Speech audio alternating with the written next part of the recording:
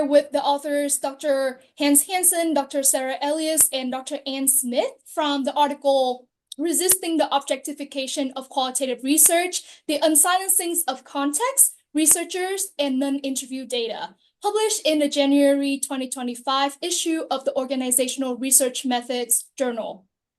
Dr. Hansen, Elias, and Smith, thank you for being here and welcome. So for our interview today, thank you. We will talk about the background story of the paper, such as the author's motivation and a review process, as well as their further thoughts on taking this research forward. And first of all, Hans, can you give us a brief highlight of the article and how this article can help scholars in their research? Sure. The main purpose of the article is in the title, that we wanted to help researchers in the field of qualitative research resist what we see as an objectification of qualitative research. Now, that had been noted, but what makes our approach distinct is that we actually use data from empirical qualitative articles in top-tier journals and showed the actual moves by which qualitative approaches to research were being silenced, for example. So we showed those underlying mechanisms in the data to show what we meant by data that was being silenced, such as context, the researcher's role in qualitative research, and non-interview data. So I think we're going to move on to what motivated it. But really what got our attention was the presumption that interview data was privileged in qualitative research, and that was kind of an affront to ethnographic movements, for example, that used to privilege the researcher interpretation. So this privileging of the interview data is what got our attention and when made us want to delve into the objectification of qualitative research. Yes. Thank you very much for sharing with us the brief introduction and also the brief motivation of the research. So to elaborate more on the motivation, when did you decided to work on this piece? Yes, I'll jump in on that. So the motivation started actually with a couple of PDWs that we were all part of. Most of us were part of for the Academy of Management meetings. The first PDW was in 2019. And it was about interviews and problematizing use of interviews and, just discussing current practices.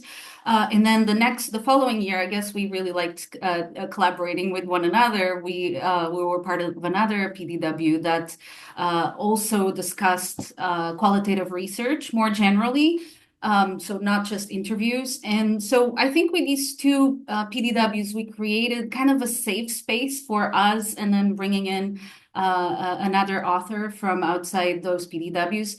And we created a safe space for sharing our own lived experiences with the research process, some of our struggles, and then discussing and brainstorming what we saw as challenges and how we might actually be able to overcome those. And so, one of the big challenges that we had was the ever-increasing number of interviews that you have to have a legitimate and quite robust article for a top-tier journal. So that kind of sparked the discussion a little bit. And then there was also another question that a lot of us used to get asked. So, for example, I'm an ethnographer at heart, so I like inserting myself in what I view, right? It comes from my positionality, right? My understandings and my perceptions, my interpretations of things. And then sometimes you get asked by reviewers and editors, well, this is all great, but didn't anyone actually say it in an interview, right? Do we have actual evidence that it was said and verbalized by participants? As if it wasn't, then it wasn't actually real, it didn't happen, right? So all of that kind of helped us start the discussion. We did start focus on interviews, but eventually shifted our attention to the overall objectification of qualitative research. And then we started thinking, okay, so what is a systematic way of actually looking at how these practices unfold and perhaps why, and then let's reflect that. And then we ended up with a paper that we currently have. And recently at the Academy of Management meetings in 2024, we had another PDW. Here we go. We might just keep working on PDWs. And the title of that PDW was Keeping Qualitative Research Weird. So with that, I'm actually going to pass the mic to Hans, who's going to tell the weird story and why we call ourselves the weird team. Well, that's interesting. One of our, and I just want to say that Sara was the one who brought us all together. She was kind of our initial champion, to make it all happen. So she was the impetus for the research. When we had a phrase about halfway through the paper that we liked very much that said we encouraged researchers, so weird being different. We wanted to make sure qualitative research kept its distinction or what made it weird. So the things that Sara was talking about, I think it was kind of an affront to the researcher that the researcher would spend 5 years in the field and then a reviewer ask, but did someone say it? Did an interviewee say this thing? When you're thinking, I've been doing participant observation, I've been seeing it, I have some authority to tell you, but we just dismissed the researcher's credibility in favor of some interviewee.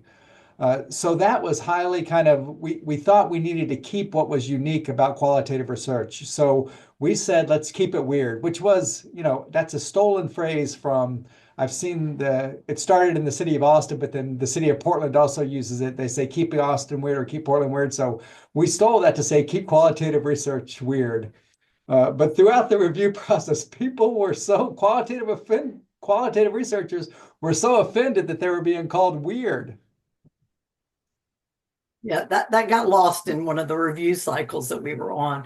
And it was a long endeavor. It was 3 years. I call it my COVID paper because we met pretty much every other week to keep it moving along. And we were all very different. We brought very different background training, where we were in our careers, from doctoral student through full professor. So it was a great group of us, different epistemological lenses as well. So I learned a lot from each other, and I think that we will continue to work on projects throughout that evolved from this group that we worked on. But it was a great experience, and it definitely made COVID palatable and how to get through COVID. So that's what I really remember from this paper. Yes, and I think that's very amazing how you come together from the PW and then continue working on this research and published an article. So you mentioned that the weird aspect kind of lost in the review process. Are there other interesting background stories in the review process that would be helpful for the audience to know? I think I have one that the paper we started out much narrower, making a smaller contribution, just talking about interviews, because we had this impression that there was an ever increasing demand for interviews. And we started to think, gosh, why do we have such a fetish for interviews in qualitative research? Why do we put all of our faith in interviews and nothing in the researcher, and then we dismiss context? That was a mechanism of making qualitative research seem quantifiable for to get a more positivist reception. So interesting, we did not find out that there is an increasing amount of interviews required. So that turned out to be a myth. But I think most of the field has this impression that you need, we thought at one time the rule of thumb for interviews was to have 40 and then 70. But as we analyzed everything published from 1979, the number of interviews was not increasing, but there was a privileging of the interview data at the expense of context and the researcher interpretation. So the fact that the paper grew into this, and that in the end, I want to say, I probably should not say we're attempting to save qualitative research, but we are.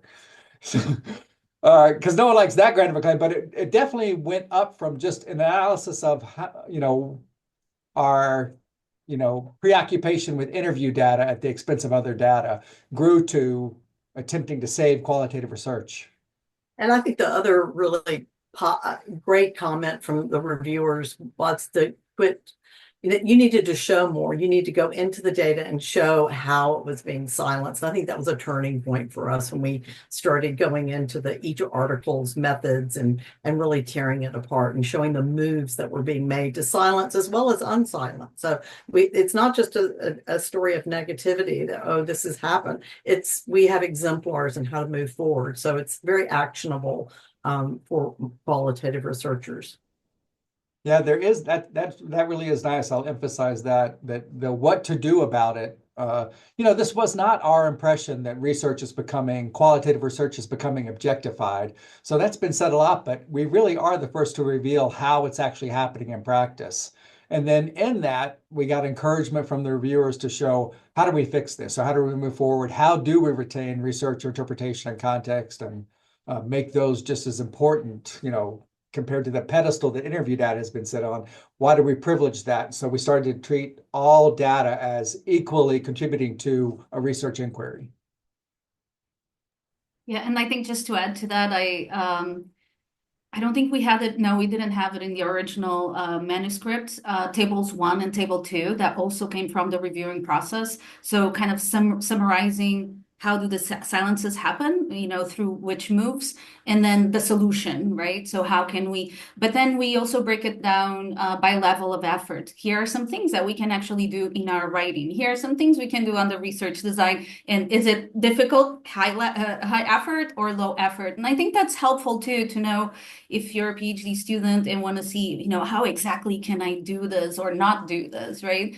And the amount of effort that is involved. So that also came through the review process. And I think it really beefed up the contribution quite a bit.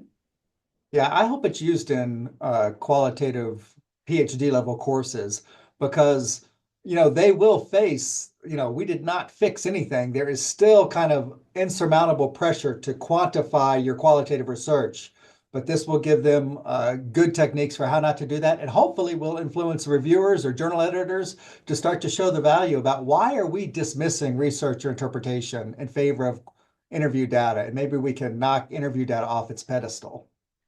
And for better or for worse, I actually make my qualitative method students read it, so I hope they enjoy it. I do as well. Yes, and I believe that they will very enjoy it. And I also find the tables in the article very helpful. And that's what I have heard from other authors' team as well, of like how the review process help they create these kind of tables that are contribute to the contribution of the article. So on the line of what throughout the review process and what you have experience with the objectification of qualitative data, what is your current evaluation of qualitative research in management, in our field in general, and also the objectification of qualitative data currently in management? I kind of want Anne to take this one, but because we have these exemplars, there are people doing great qualitative research that do rely on context and research interpretation and active involvement. So they are retaining what makes qualitative distinct. I mean, one thing I'll say is that if we lose the distinction of qualitative research, we might lose the ability to generate new theory. So that should be threatening for our field, that, we've had a dearth of new theory since institutional theory. It's just very difficult to generate new theory. And that's what qualitative research is. That's its specialty. That's its distinction, but only if it's practiced with those distinctions in mind. So the real threat is if we continue to objectify qualitative research, our field will be at a loss for theories that we do not produce that could explain a lot of phenomena that we see. Especially with the pressures of AI, very backward looking. I think that's another threat, if you will, to the qualitative research generating and developing theoretical insights. So I think we're seeing qualitative research grow more and more across all journals, really. And you're seeing a real push in editorials and I think it's a matter of, reviewers coming along and being sensitive to these features as well of what we have in the article. But we still, there'll be some places where even in my own research, I get some of the questions like what Sara said, like, did someone say it? I mean, it's a long process, of one of education and learning, but I think we're on that path, and I think this paper helps move us along toward even higher quality qualitative research.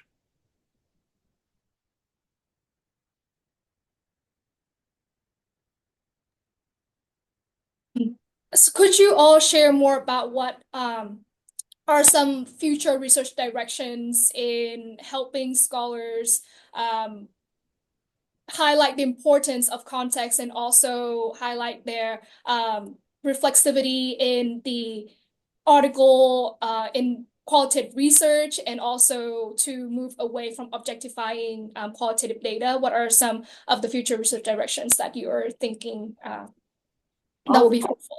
Yes. Now, I'll mention one small thing that I'm working on. Well, it's something that I've continued to work on, but it really drives me crazy when people say we used in vivo and they sort of brush it off and they keep moving on, and they never talk about, well, what techniques did you use? How did you actually do your coding? Don't take me through every iteration, but show me what you actually did in the analysis. And I think the analysis is where I really go to look to see, do I believe this person, or do I trust that they did the research in a trustworthy manner, if you would. But I'm very interested in the whole, like the coding and how you got deeply into the data and what were some key turning points. And Paula Jarzakowski is someone that does it extremely well, talks about these different coding activities. I think, and there also is an ORM future topic just came out about these analytic objects, the in-betweenness between coding and theory, and what are you doing in between there, creating narratives or chronologies, or looking for co-location of words. But I mean, what's going on? So I think it's revealing more about what you're doing in the analysis, and it's showing sort of the quality of the type of work that you're undertaking. So that's what my takeaway, and I'll continue to work on that. Yeah, I hope we have more movement like that in between us of going from data to theory, because data cannot make that move by itself. It takes the researcher team to make these interpretations. And I hope we have more, just start to accept broader ways to illustrate what the data, what our interpretations of the data are, how we present that and create new theory. I will say, just to take one step back, I think the field is being a little two-faced, because every journal editor is asking for more qualitative research, but they're asking for this objectified version of qualitative research. And that is not really asking for that's not really asking for qualitative research if you're asking it to be objectified.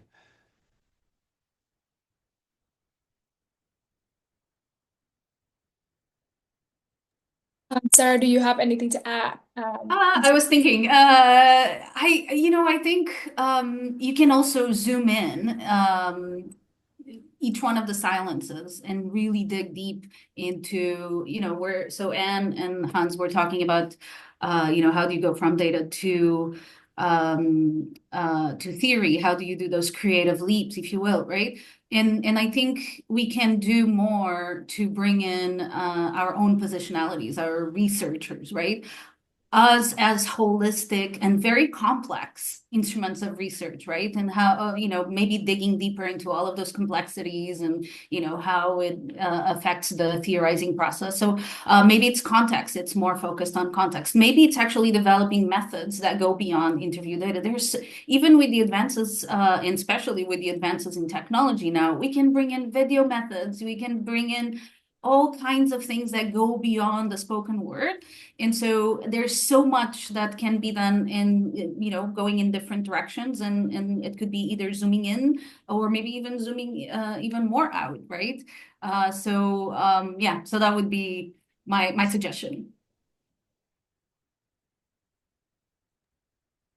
Yes, thank you all for sharing your suggestions, but also the directions where management scholars will take qualitative research in management forward. What are besides what you have suggested, what are other advice you have for scholars who are navigating the qualitative research process and also the review process to unsilencing non-interview and contextual data and their the research self-reflexivity? Read the exemplar papers that we have and that I found highlighted. And when you're reading the exemplar papers, and this comes from, I was just in a Zoom with Violina Rendova. So she said this, and I didn't say, but like she was talking about one particular paper, but taking each paragraph and really looking at the rhythm of the paper. How are they building their arguments? Not as a template, but as inspiration. And I did that in my own research with Dutton and Dukerich because I'm old and I did my research like eons ago. But that was very, I didn't follow their format, but it spoke to me like, how do you build these arguments and create a published paper that's convincing? Of course, it took several revisions, but it helped me down the path.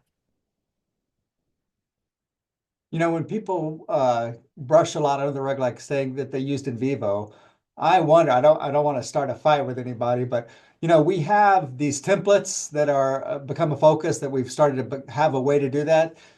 The purpose of those templates was to increase the rigor of qualitative research. But ironically, I think people use it as a proxy instead of rigor. So what we're suggesting doesn't take any less rigor, it might take more. And one of the dangers of having templates of how to do qualitative research or formats is that even though its intention was to increase rigor, people use it as a proxy for rigor, and then it becomes less transparent because we think, hey, if I say I'm using this type of style of qualitative research, then I don't have to describe as much because I'm within these stylistic guidelines or something. So that's just something to be aware of. Number one, what I'm saying is that what we're recommending it may take more rigor, not less rigor, to make sure that you leverage research or interpretation and context. And that, yeah, that's it. Well, I recommend students read our paper front to back, but also recommend them to look at the 2022 special feature topic in ORM on templates, because it's addressing exactly what Hans is saying, is that we need to be weird again. We need to kind of go back and embrace the richness and the weirdness and the messiness and all of that's entailed in doing qualitative research that's going to lead to radical new insights or new insights. So I agree with that, Hans, and I have them read that special I read all the articles in that special feature. And I'll just add, I think not being afraid of bringing ourselves back into our research, not just while we're in the field, but also when we're writing about it. Because sometimes we might even, and I've done this before too. It's like, oh yeah, I was reflexively considering something, and then you just leave it at that, or engaged in reflexivity. Give examples of that, right? How did that actually affect? Sometimes we go with our guts. We actually listen to our guts, and we engage in a co-creative process of research, be it analysis, whatever it is. So really embracing that in between us that Hans and Anne were also talking about earlier. And disclosing it, just explaining those analytical moves in the process and bringing ourselves in. How did it? I think I mentioned once in the paper that I thought it was like this, and then my participants told me like this is all wrong. You have to go back to the because this process model makes no sense. I said it more beautifully, not like that, but sometimes bringing that in also makes the final report not just weird but interesting, right? And as someone who wants to learn how do you do reflexivity, that might be helpful too when others are reading papers, right? And it just increases the transparency and trustworthiness and overall quality of qualitative research. Pratt, Sonnenschein, and Feldman in their ORM 2022 said our method sections are probably going to grow. And they probably are going to grow, and sometimes they may get too big. And at that point, I always tell students in your initial submission, if you have to put part of it into appendix, go ahead, because I think people want to know what you did. The appendix may not make it to the final publication, but it still tells your story, and it doesn't tell every blind alley and everything. I mean, it's still a coherent story, but it brings to life what you actually did. And during the analysis, as well as data collection. I think the analysis is where the Pratt paper and where I think I I'd focus on with my coding, making sure that we understand why you undertook the moves that you did to execute and move the project forward. Yes, I think it's really important to obviously dive into the analysis and real actually showing how for example, like how the codes are created, even if they use NVivo, like what is the process of that, how the research interpretation of context influence the theory building of the qualitative paper. Besides what we have covered so far in the interviews, there are other things that you want to discuss regarding to this paper or the objectification of qualitative data in general?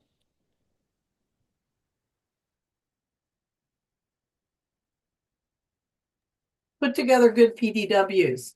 You work together, you make your research and academic friends. So I think that's a good takeaway for junior scholars and doctoral students, is create those great PDWs, because usually those of us that are out there will say yes, because you're going to do all the organization of it, but it can create those linkages and relationships that can lead to long-term research partnerships. I totally agree with that, Anne, and I'm so glad that, we came together and it was a really nice group. And sometimes I remember as a PhD student or very junior scholar, I was really scared of even sending an email to Anne and Hans. But then, people want to create community. And so in your life, you're going to find people that really want to help build community. And I will say too, I think throughout this process, this paper, the team got 2 10 years and 1 PhD. And we were all celebrating when that happened too. And we keep celebrating each other. And I think that's really important in the academic world. So yeah. And 2 marriages. Really? I had none of those, but I just want to say Anne was really our champion. So have a champion in there that you can rally around. She was really our leader throughout the whole process. I think we all were great. I guess we should mention Ben Alexander, Marcos Barros, and Anna Stevenson. They were our other counterparts, and they were absolutely incredibly important. I don't think we could have done it without all of us, all 6 of us.